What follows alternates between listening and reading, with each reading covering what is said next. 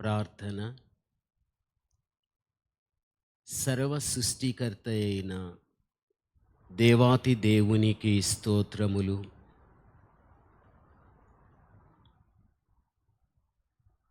మహోన్నతుడైన మా దేవ,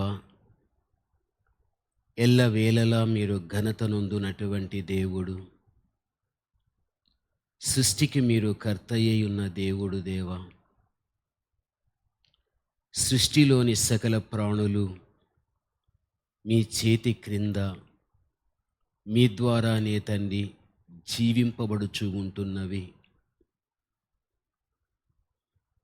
సృష్టి యావత్తు కృతజ్ఞత కలిగి తండ్రి జీవించడం మీ దృష్టిలో నా తండ్రి మీ దైవ చిత్తం. సృష్టిలో ప్రథమ ఫలమైనటువంటి మేము ఎల్లవేళలా మీ యందు కృతజ్ఞత కలిగి జీవించేటువంటి కృపను మీరు మాకు చూపుచున్నందుకు స్తోత్రములు. మా జీవితాలను మార్చిన దేవుడు, ఆత్మీయతలో మమ్మల్ని పెంచే దేవుడు, తనువు చాలించిన తర్వాత మోక్షాన్నిచ్చే దేవుడు, భవిష్యత్తు యొక్క దీవెనతో కూడిన మరణము లేని నిత్య జీవమునిచ్చు దేవుడు. ప్రతి దానికి మేము కూడా ఎంతో కృతజ్ఞత మేము కలిగి ఉండాలి. ఈ సమయమందు మా భక్తిని మరింత అధికం చేసుకోవటానికి మీ మెల్లని స్వరమును మాకు వినిపించండి. యేసు నామములో ప్రార్థిస్తున్నాము దేవా, ఆమేన్. ప్రభు యొక్క నామములో మీ అందరికీ వందనములు. ప్రతిరోజు ఈ పరమగీతం మీకు బోధించటానికి అవకాశం అనేది లేకపోవడము ద్వారా బాధపడుతున్నాను. బయట పబ్లిక్ మీటింగ్స్కు వెళ్ళడము ద్వారా ఆయా సందర్భాలలో ఇది నిలపడం జరుగుతుంది. ఉన్నప్పుడు తప్పనిసరిగా దీనిని ధ్యానం చేయడం అనేది జరుగుతుంది. అయినా సమయం అనేది ఎంత తీసుకున్నా ఈ పరమగీతం పూర్తి చేయటానికి దేవుడు సహాయపడడం అనేది ఉంటుంది. పరిశుద్ధ గ్రంథం పరమగీతం 1వ అధ్యాయం 6వ వచన భాగం. నల్లని దాననని నన్ను చిన్న చూపులు చూడకుడి, నేను ఎండ తగిలిన దానను. గతములో 2 విధాలుగా మీకు చెప్పాను. నల్లని దానను అయినను నేను సౌందర్యవంతురాలను. నలుపు అనేటువంటిది ఎంత తెల్లధనము కలిగినటువంటి వ్యక్తి ఎండలో ఎక్కువగా ఉండుటను బట్టి, లేక ఏదైనా ఎండలో పని చేయుటను బట్టి దేహానికి ఉన్నటువంటి ఆ తెల్లధనం ఆ ఎండను బట్టి నలుపుగా మార్చబడడం అనేది జరుగుతూ ఉంటుంది. ఇది మనం గ్రహించవలసిన విషయం. అయితే ఎండ తీవ్రత మనిషి దేహానికి ఎంత బాధని ఇస్తుందో అదే రీతిగా మనుష్యుడు ఈ రోజున శ్రమపడుతూ ఉంటున్నాడు. ఎప్పుడు మనిషికి శ్రమ అనేది సంభవిస్తుంది అంటే, మనుష్యుడు మారు మనసు పొంది పాప క్షమాపణ నొంది ప్రభువు నామములో బాప్తిస్మమును పొంది దేవుడు ఇచ్చిన రక్షణను కాపాడుకుంటూ దాన్ని కొనసాగించుకుంటూ ఆత్మ ద్వారా ఎంతమంది బిడ్డలు నడిపింపబడుతూ ఉంటారో అలాంటి వారికి ఏలోకపరంగా ఎన్నో శ్రమలు వస్తూ ఉంటాయి. అంటే ఎండ తగలగలిగితే ఎంత దేహానికి బాధ అనేది వస్తుందో, అదేవిధంగా దేవుని యొక్క నిజమైన భక్తులకు బాధలు, శ్రమలనేవి తప్పనిసరిగా ఉంటాయి అని మనం గ్రహించాలి. రెండవదిగా మనము చూడగలిగితే, నల్లని దానినైనను నేను సౌందర్యవంతురాలనే. శ్రమ అనేది మనకెంత ఉన్నప్పటికీ కూడా మనము సౌందర్యవంతులం. ఇది భౌతిక సంబంధమైనటువంటి సౌందర్యం కాదు, ఇది ఆత్మ సంబంధమైనటువంటి సౌందర్యం. వెనకటి రోజుల్లో మీకు చెప్పాను, మానవునికి అలంకారం తన పరిశుద్ధతేనని, లేక ఆత్మ సంబంధమైన గుణములు ఏవైతే ఉంటాయో అవే ఒక ఆభరణాల వలె ఎవరైతే ధరించుకొని జీవిస్తూ ఉంటారో అదే వారికి ఒక చక్కని ఆత్మీయ సౌందర్యాన్ని ఇస్తుంది అని గతంలో మీకు చెప్పడం జరగగలిగాది. ఈ రోజున ఎండ తగిలిన దానను అంటే ఎండ బాధను, శ్రమను, ఇబ్బందులను సూచిస్తూ ఉంది. కాబట్టి ఇటువంటివి ఎన్ని నీకు వచ్చినప్పటికీ కూడా నీవెవడివి అంటే సౌందర్యవంతురాలవే ఆత్మ సంబంధమైన విషయములు. అయితే శ్రమలు, బాధలనేవి మనకి ఎదురైనప్పుడు చాలామంది మళ్ళీ ఏం చేస్తారు అంటే చిన్న చూపు మనల్ని చూడగలుగుతారు. మన శ్రమలను బట్టి, మన బాధలను బట్టి అనేకమైన నిందలు వేస్తారు, మనల్ని అవమానించగలుగుతారు. అసలుకి వీరికి ఎందుకు ఈ శ్రమ, ఎందుకు ఈ బాధ, ఎందుకు ఈ కష్టం, వీరు ఏం పాపం చేసి ఉంటే ఈ బాధలు వారికి వచ్చి అనుభవిస్తుంటున్నారు అని మన జీవితంలో పాపం అనేటువంటిది లేకపోయినా ఏ పాపాన్ని వీరు రహస్యంగా చేస్తూ ఉంటే ఆ పాపాన్ని బట్టి బాధలు వస్తున్నాయేమోనని మన గురించి తక్కువగా మాట్లాడుకుంటూ ఎంతోమంది మనల్ని నిందిస్తూ అవమానపరిచి చిన్న చూపు చూచేటువంటి వ్యక్తులు కూడా ఎంతోమంది నేడు ఉంటూ ఉన్నారు. అయితే బైబిల్ చెబుతూ ఉంటున్నది, నల్లని దానిని చిన్న చూపు చూడకము. ప్రభునందు ప్రియమైనటువంటి వాళ్ళారా, ఎండ తగిలిన దానను, ఈరోజు నువ్వు శ్రమలు అనుభవిస్తున్నావు, నీకు ఎండ తగిలాది.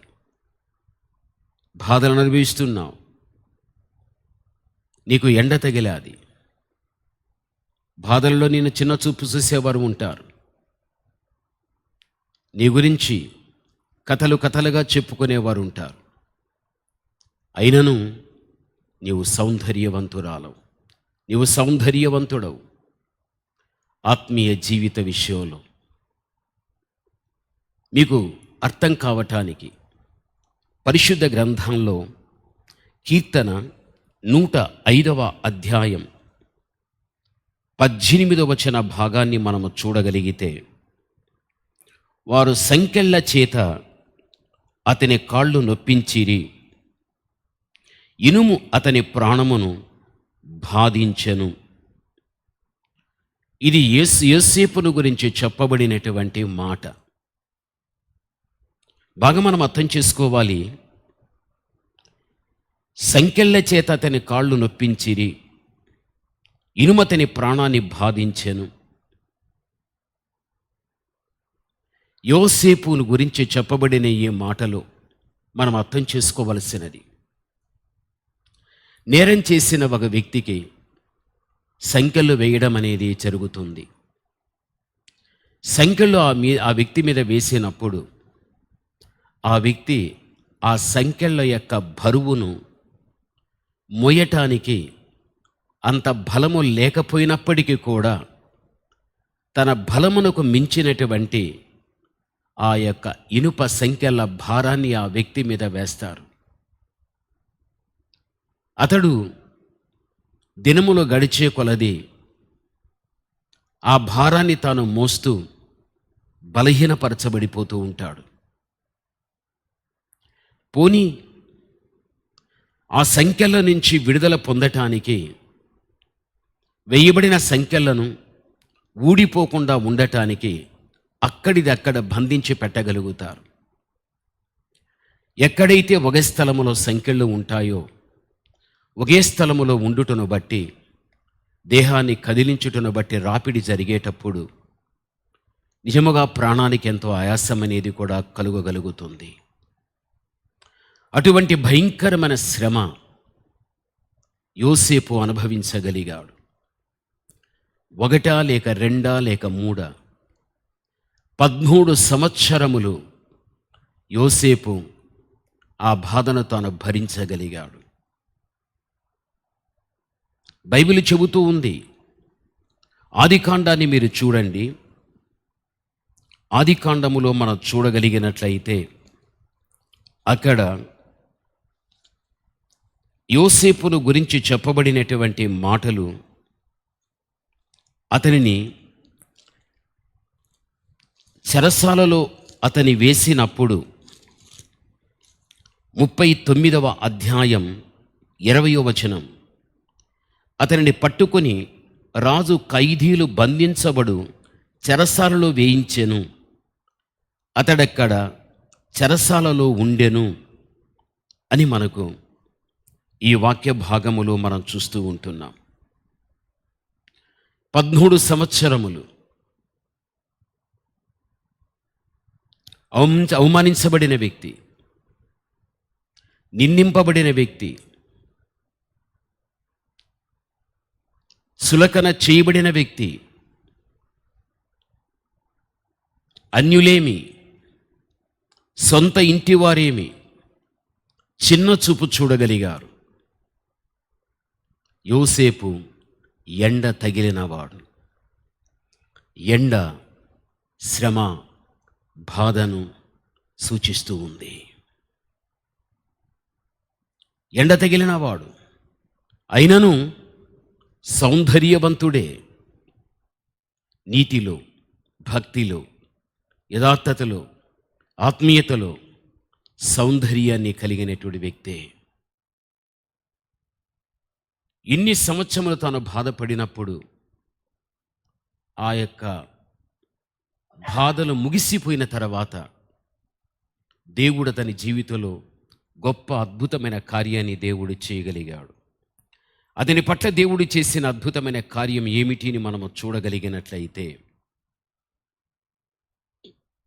దేవుడు ఐగుప్తు దేశాన్ని పాలించేటువంటి ఒక అధిపతినిగా యోసేపును దేవుడు చేశాడు. 50 సంవత్సరములు యోసేపు ఐగుప్తీయ అధిపతిగా ఉండి పాలించగలిగాడు. ఆశీర్వాదము ఎక్కువ, శ్రమ ఎక్కువ. శ్రమ తక్కువ, ఆశీర్వాదము ఎక్కువ. యోసేపు ఎండ తగిలినవాడుగా ఉన్నప్పటికీ కూడా, అనగా బాధ అనుభవించిన వాడుగా ఉన్నప్పటికీ కూడా, ఆ బాధ యొక్క కాలం 13 సంవత్సరములు తక్కువ. దేవుడు అతను ఆశీర్వదించి ప్రజలకు అధిపతిగా చేసి సింహాసనం మీద కూర్చుని సమస్తమైనటువంటి సౌకర్యములనన్నిటిని కూడా దేవుడు కల్పించి ఆ జీవించేటువంటి ఆనందకరమైన జీవితం 50 సంవత్సరములు. నీవు దేవుని కుమార్తెవు, నువ్వు దేవుని కుమారుడవు. ఒక్కొక్కసారి నీవు కూడా ఈ వాక్యాన్ని బట్టి, నేను ఎండ తగిలిన దానను, నేను ఎండ తగిలిన వాడను.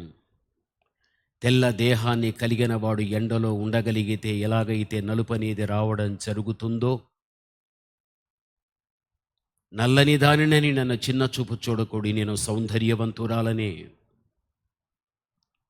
మనమంతా ఎండ తగిలిన వారం.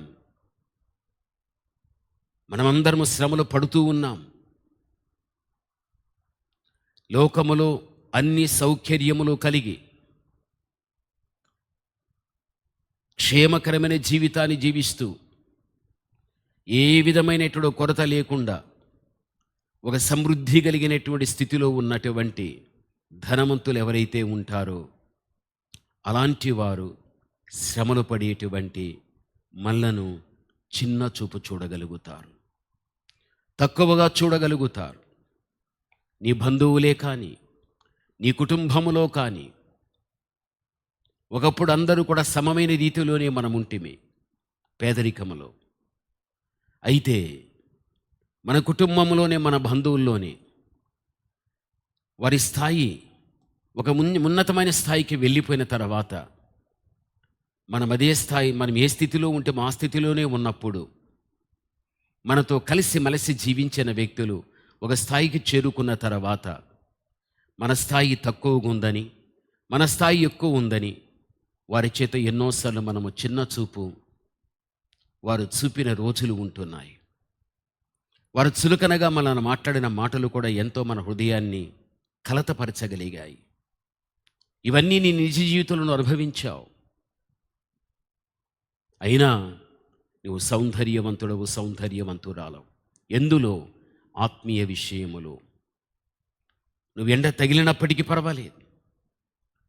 ఒక రోజున దేవాతి దేవుడు నీ కొద్ది కాల శ్రమలు తీరిపోయిన తర్వాత నిన్ను ఎక్కువ కాలము దేవుడు అన్ని విషయాల్లో కూడా నిన్ను హెచ్చిస్తాడు అన్న విషయం మరిచిపోవద్దు. దానికి యోసేపే మనకు మాదిరిగా కనిపిస్తూ ఉంటున్నాడు. ప్రభునందు ప్రియమైన వాళ్ళారా, బైబిల్ వాక్యంలో మనం చూడగలిగితే ఉపధ్య 12వ భాగములో మనం చూడగలిగితే బైబిల్లో ఒక మాట మనకు కనపరచబడుచూ ఉంటున్నది. ఉపధ్య 12వ భాగములో ప్రభువునందు ప్రియమైనటువంటి వాళ్ళారా, నీ సహోదరుని శ్రమానుభవ దినము చూచి నీవు ఆనందమొందతగదు.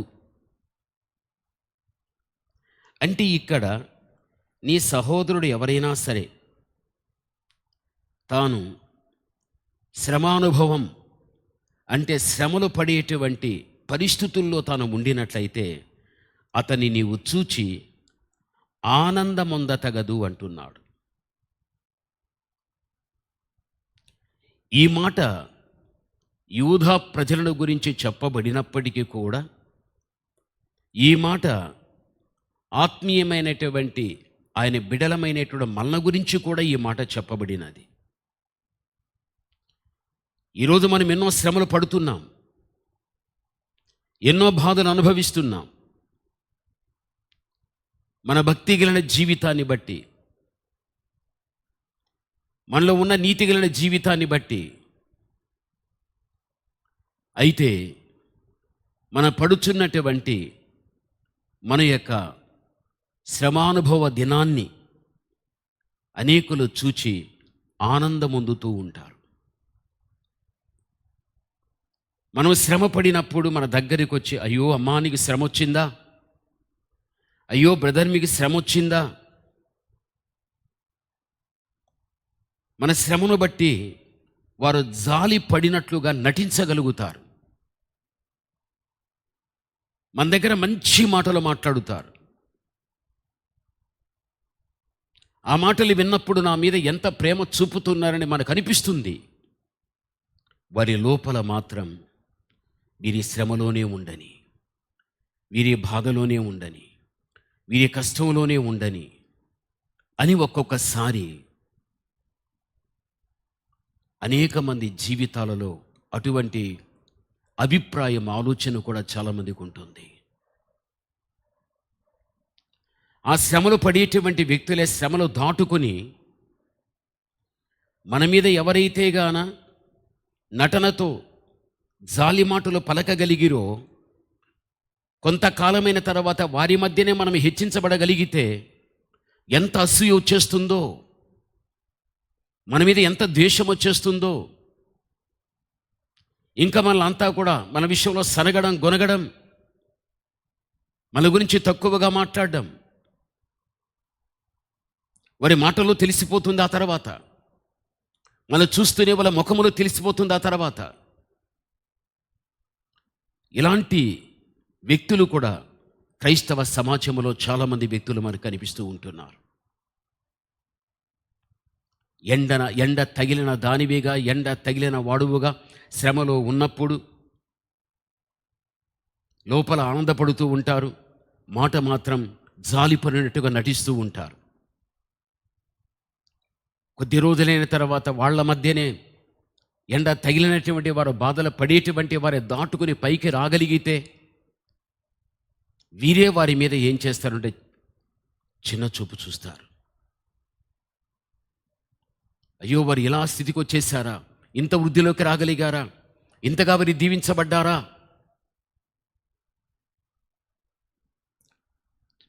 10 మందికి చెప్పుకోలేకపోయినా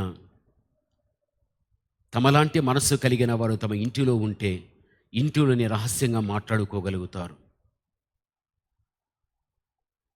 వారికి స్థాయి రాకుండా ఉంటే బాగుండు కదా ఆలోచనలోకి వచ్చేస్తూ ఉంటాయి. వాళ్ళు ఇంకా కుమిలితే, ఇంకా వాళ్ళు అదే శ్రమలో, బాధలో ఉంటే మంచిది కదా. అయితే బైబిల్ చెబుతూ ఉంది, ఏమని తెలుసా? నీ సహోదరుని శ్రమానుభవ దినము చూచి నీవు ఆనందముందతగదు.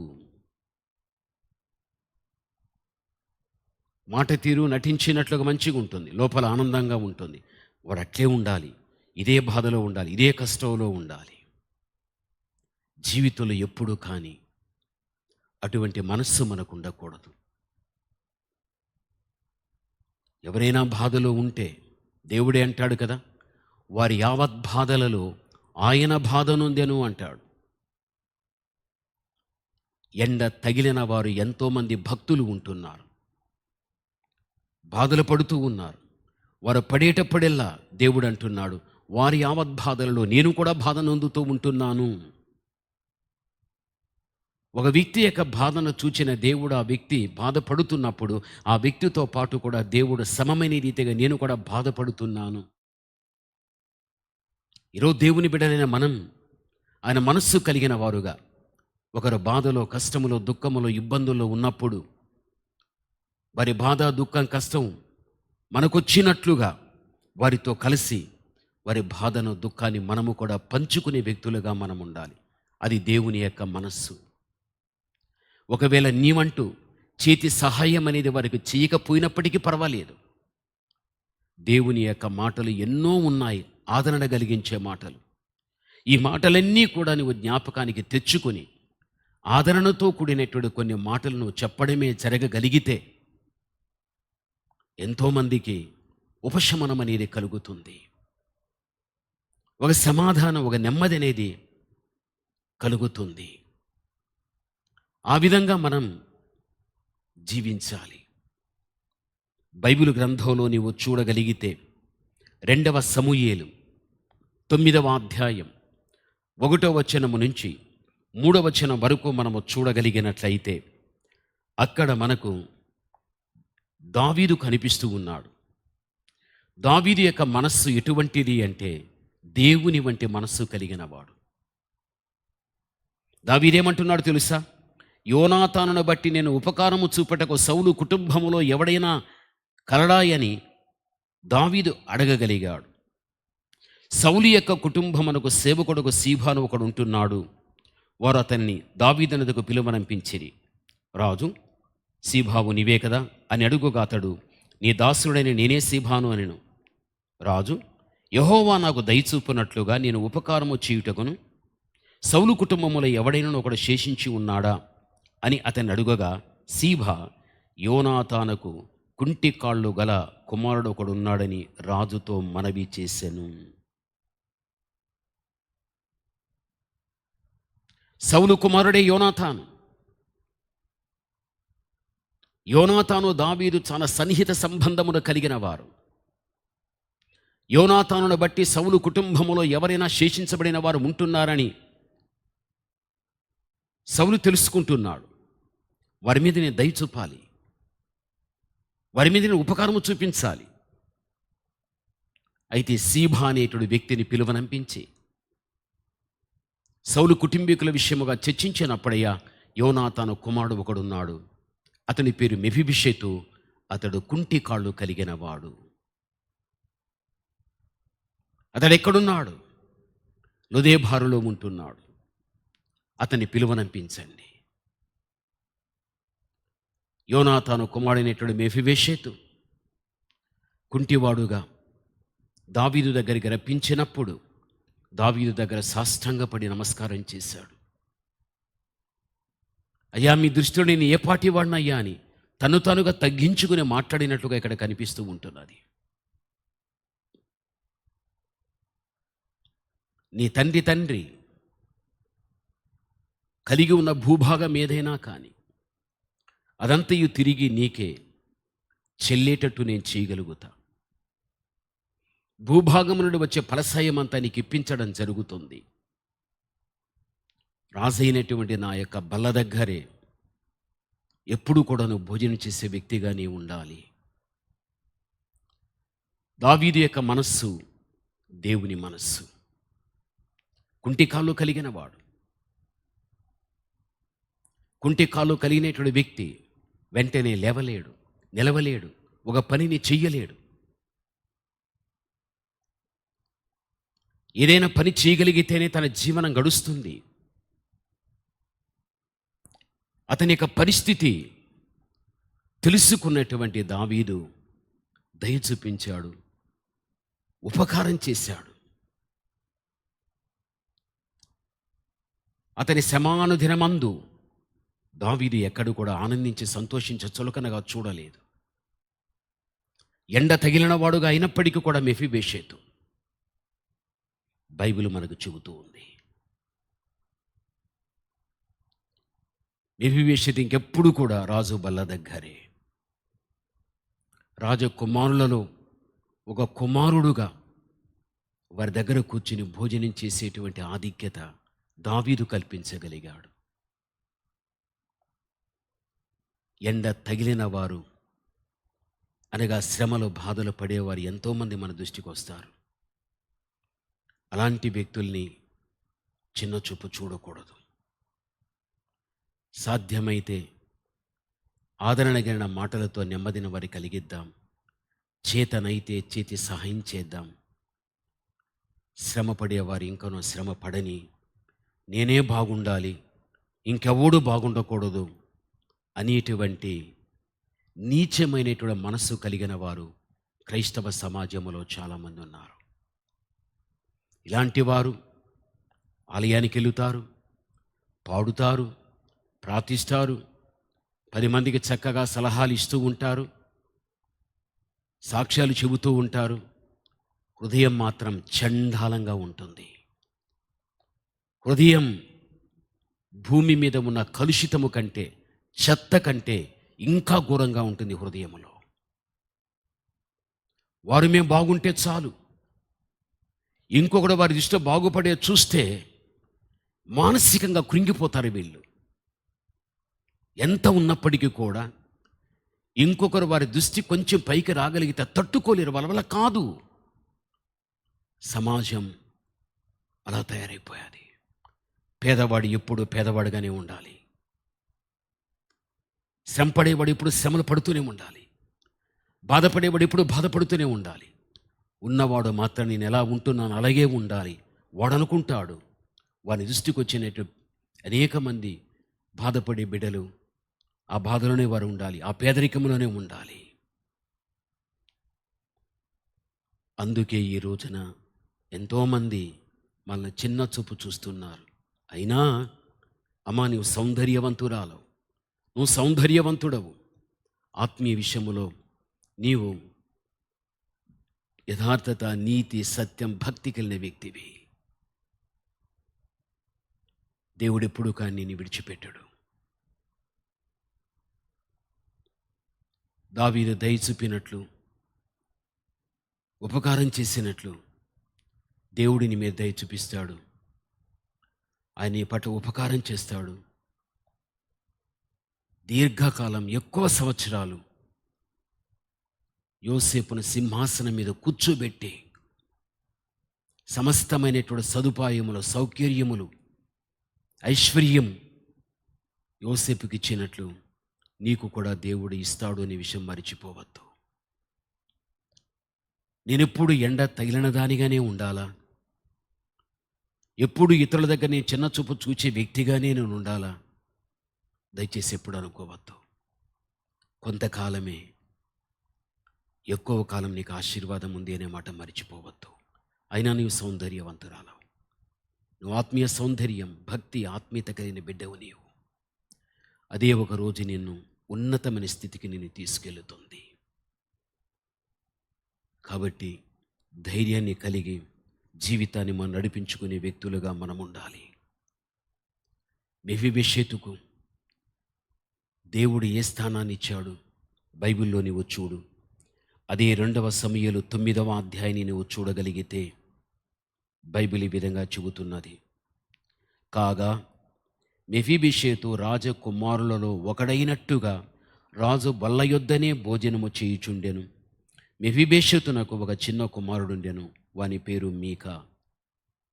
ప్రభునందు ప్రియమైనటువంటి వాళ్ళారా, మెఫీబోషెతు యెరూషలేములో కాపురముండి సదాకాలము రాజు బల్ల యొద్దనే భోజనము చేయుచుండెను.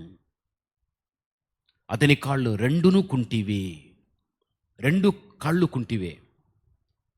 ఇది మనకు 12:13 9వ అధ్యాయము 2వ సమూయేలు 12:13లో రాస్తాడు. 2 కుంటి కాళ్లే. ఎండ తగిలినవాడు, బాధ. 2 కాళ్ళు కుంటివి అంటే ఒకరిపైన ఆధారపడవలసి, భిక్షాటన చేసుకోవలసిందే. కానీ ఇంకెవరు కానీ సౌలు కుటుంబములో ఎవరు లేరు ఇతని తప్ప.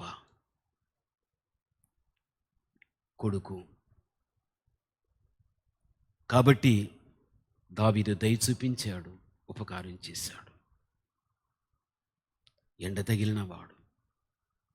ఈ రోజున దేవుని బిడ్డగా నీవు జీవించే కాలములో ఎండ తగిలిన అనుభవం నీకు ఎన్ని సంవత్సరములు ఉండినా అవి తీరే కాలము దగ్గర పడతాయి. దేవుడి నిన్ను దీర్ఘకాలం హెచ్చించి ఆశీర్వించే కాలం నీకు సమీపంగా ఉంది అని ధైర్యం తెచ్చుకొని దేవుని మాటల చేత ఆదరణ పొందుతూ భవిష్యత్తు నడిపించుకో. ప్రార్థన. పరమతండ్రి అయిన మా దేవ, ఘనమైన మీ నామమునకు స్తోత్రములు. మీ మాటలు విన్నటువంటి మీ బిడ్డలు తండ్రి ఆదరింపబడని, మీ మాటలతో నెమ్మది పొందని, శ్రమలు కొంతకాలమని, ఆశీర్వాదాలు ఎక్కువ కాలం ఉండగలుగుతాయని మీ మాటలను బట్టి మేము తెలుసుకుంటేమి. మీ బిడ్డలందరి యొక్క జీవితము ఆ చక్కని అనుభవంలో మీరే పెంచి నడిపించమని యేసు నామములో ప్రార్థిస్తున్నాము తండ్రి. ఆమేన్, ఆమేన్. ప్రభు యొక్క నామములో మీ అందరికీ వందనములు. ఒక్కొక్కసారి బ్రేక్ అవుతుంది, ఏమీ అనుకోకండి. ఎందుకంటే బయట మీటింగ్స్కి వెళ్ళినప్పుడు మాత్రమే చెప్పలేకపోతున్నా. ఉన్నప్పుడు దీని ఇలాగే క్రమంగా దీన్ని కొనసాగిద్దాం. అందరికీ వందనాలు.